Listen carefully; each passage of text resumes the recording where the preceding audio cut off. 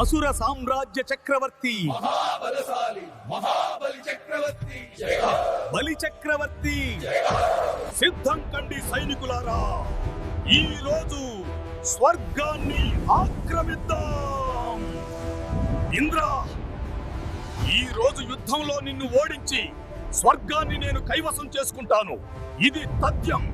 ఇలా కొనసాగితే 3 లోకాలు మహాబలి ఆధీనంలోకి వెళ్తాయి. మన రక్షణ కోసం విష్ణుమూర్తిని ఆశ్రయించాలి. ఓ మహావిష్ణు, ధర్మాన్ని కాపాడే నీవే మా ఆశ్రయం. మహాబలి పరాక్రమాన్ని నియంత్రించడానికి ధర్మాన్ని స్థాపించేందుకు సమయం వచ్చింది.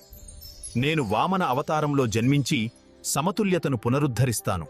ఈ బాలుడు సాధారణుడు కాదు. దైవ తేజస్సు అతనిలో వెలుగుతోంది.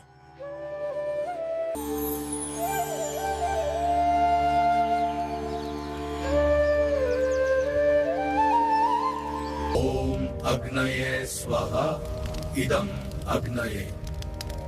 ఓం ప్రజాపతయే స్వహ. స్వాగతం బ్రాహ్మణ కుమారుడా. నీవు కోరిన దానం ఏమిటో చెప్పు. నాకు పెద్దగా ఏమీ అవసరం లేదు. నా 3 అడుగులకు సరిపడేంత భూమి మాత్రమే ఇవ్వండి. 3 అడుగుల భూమి మాత్రమేనా? ఇంకా ఎక్కువ అడగవచ్చు బాలకా. అత్యాశ ఉన్నవాడికి ప్రపంచమంతా ఇచ్చినా సరిపోదు మహారాజా.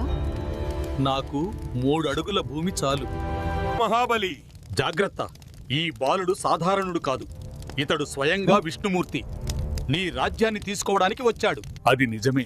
అయినా సరే గురువర్యా, నేనిచ్చిన మాటను ఎప్పటికీ వెనక్కి తీసుకోను.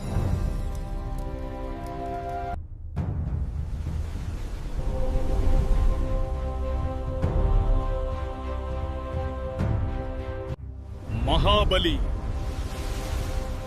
3వ అడుగును ఎక్కడ వేయాలి? ప్రభు, మీ 3వ అడుగును నా తలపై ఉంచండి. ఇది నా భాగ్యం.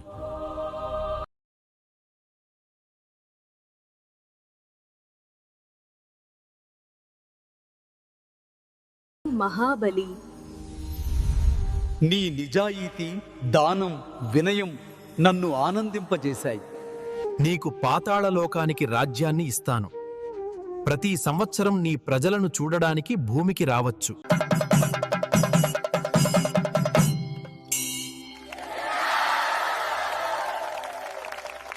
ఈ కథ మీకు నచ్చితే లైక్ చేయండి, మీ మిత్రులతో షేర్ చేయండి. ఇంకా ఇలాంటి పురాణ కథల కోసం మా ఛానల్ను సబ్స్క్రైబ్ చేయండి.